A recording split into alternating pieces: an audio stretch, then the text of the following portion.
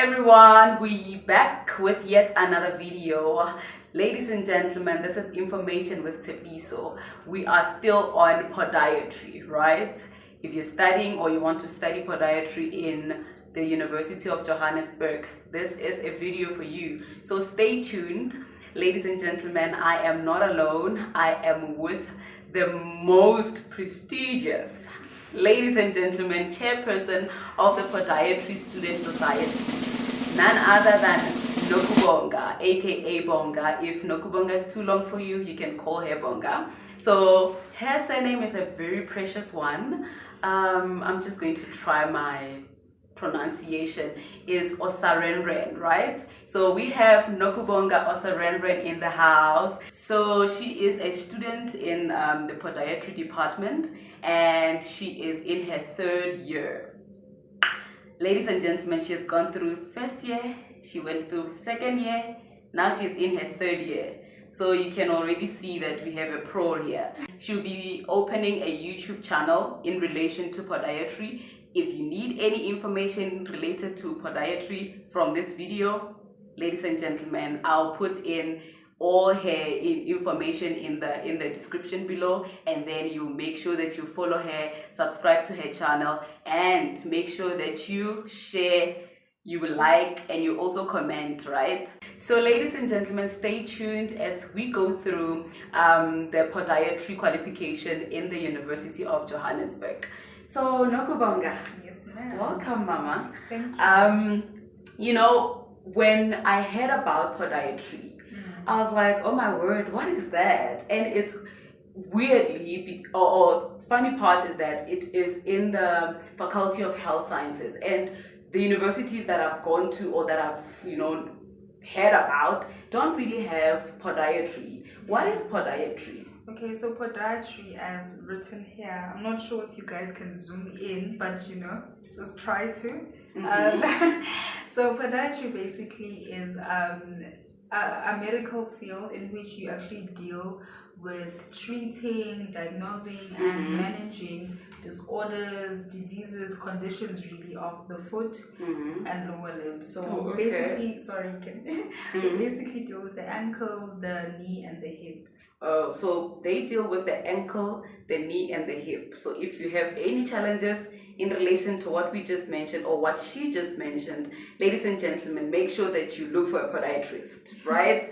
If she's practicing, whenever she starts practicing, make sure you look for Nokubonga, right? All right. So when you qualify, right, where would you work at and how much would be the salary bracket?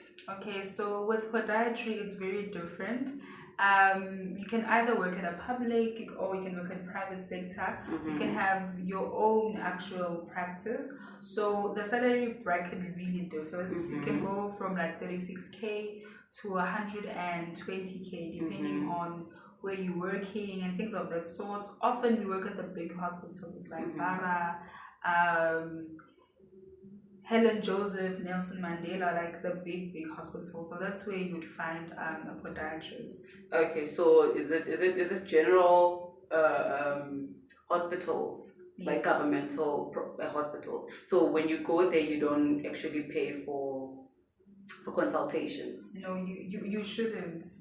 Oh, you shouldn't. If you're paying, just know something's wrong. You shouldn't be paying for that. Oh, okay, interesting. So whenever somebody has a problem with the lower limb or from the hip going down, they need to go to a general or public hospital. That's the term, public hospital, and then inquire or see a podiatrist, right?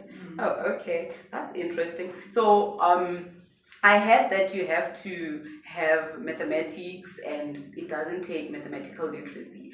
What advice would you give anyone who's thinking of quitting mathematics because they're thinking mathematics is difficult and also they want to pursue podiatry? I would just say stay there and hold on, because if you don't do pure maths, then you actually cannot study podiatry. I think most courses in health sciences, they really need you to have physics background, mathematical background, life science background. So if you don't have that, then you automatically don't qualify. So yeah. Okay. So what's your take on people who are doing subjects in, like, isn't it we learn in English? Like English is our lingua franca, but when they're explaining maybe a content in or a chapter in your life science, they're using vernac. What would you say about that? Okay, for me, as someone who has KZN background, I understand that fully. So if you happen to be learning in a school that doesn't really encourage English that much, I would say go out of your way to know and understand English, because we are literally taught in English everything. So if you don't really understand English, then you would be probably more challenged than the average learner. Because honestly, I feel like a language barrier can really pose a threat to one's academic performance. So go out of your way to know English, and English is a requirement in any case. For podiatry. So they would expect you to be on the same level with every other student, and there isn't really special treatment given. Yes, there are little remedial actions they do take for students who struggle with English to help them out. So that's also another option. You can come to UJ, speak to the HOD, tell him, the HOD of podiatry to be more specific, tell him that, listen, sir, I'm struggling with English, and they actually do arrange for you to actually get help. Oh, okay. Yeah, so that at least is doable. Oh, so the person can, while they are in matric, they can come to the university? No, once they are admitted for podiatry. Oh, okay. Yeah. All right, can we please just reiterate on the major subjects that are required for one to be admitted into podiatry, and also the APS minimum level? Okay, so for podiatry, you need English. It preferably needs to be the language of teaching and learning. So often we look for home language, but I think first additional language is accepted as well, because this is South Africa. English needs to be a level 5, so that's 60% minimum. We do maths, physical sciences, and life sciences. Those need to be level 4s minimum, so those are 50. So I think it's a doable thing. The APS needs to be 28, but that's also minimum. So don't ever think because you meet the minimum requirement that automatically means you will be admitted. So always strive to at least pass the minimum requirement so that you differ from the rest, you know. Or more especially because the number of students that they admit in the podiatry field at UJ ranges between 38 to 40, right? Yeah. So one needs to push themselves to, you know, the limits, so that they aim for at least a level 7, and then if they are falling, they'll fall at least to level 6 or level 5, right? Yeah. Because you said they require level 4 for maths and the other ones. Okay. Yeah. So how were the practicals for you guys, coming from, you know, grade 12, and then now you are seeing like live things, or you are interacting with whatever you do in your field? How was it for you? It was quite nice. I remember for anatomy and physiology, we would have like those little histology sessions. You know, we'd look at bones, but in first year you look at the fake skeletons. In first year, the artificial the ones, artificial ones. fake. Sorry, the artificial ones. In microbiology or medical sciences, we would do lab work, so we'd actually like grow our own bacteria. We would view things under microscopes, which was really interesting. So that was more or less like matric, but you had a bit of more leverage because you could actually grow your own bacteria. But of course, everything was regulated. We're not trying to, you know, bring COVID or anything. So that was quite nice. Yeah. Okay. All right. And then if apart from your matric results, is there any other test that you have to write to be for selection to be admitted into the podiatry qualification? I think for most health sciences courses, one has to write an NBT, and I wrote my NBT in my matric year, so that is a good thing to always do, because you could be aiming for podiatry and end into a different course, and many courses do require an NBT. So it's just to be safe, go write the NBT, write both of them. They often offered the same day, so you write the academic literacy or English, and then you write the mathematics. Oh, okay. Yeah. So where do they get that test? Is it offered in schools or is it offered in universities? Where do they get the test? I remember with mine, I registered on their website, and I actually chose to write here at UJ. Oh, Because I wrote at APK. So they can go to the website. Yeah. Is it? Yeah. And then make sure that you book for a test.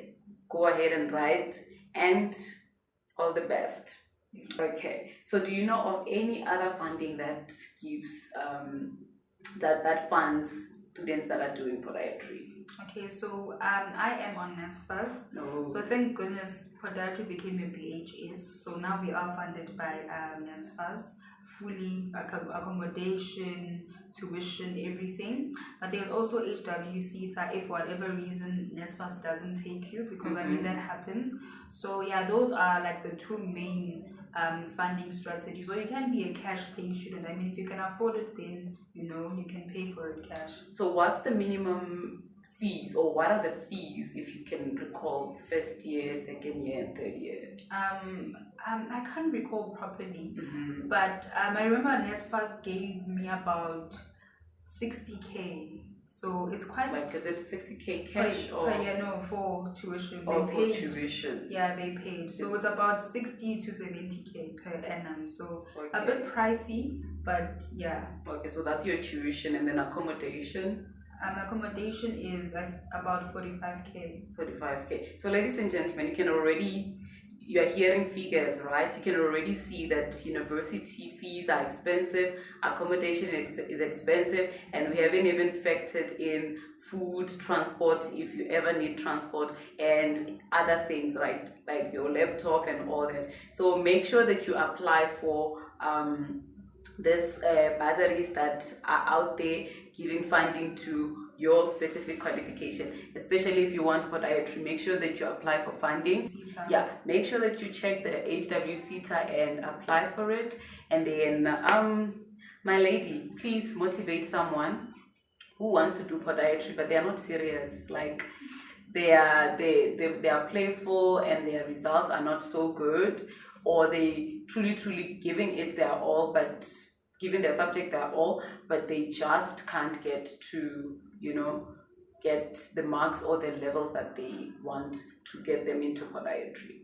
Okay, so I'll just make it a two-way. So if you are someone who isn't serious, I would really advise you to overshoot in life. Like, do your best to push.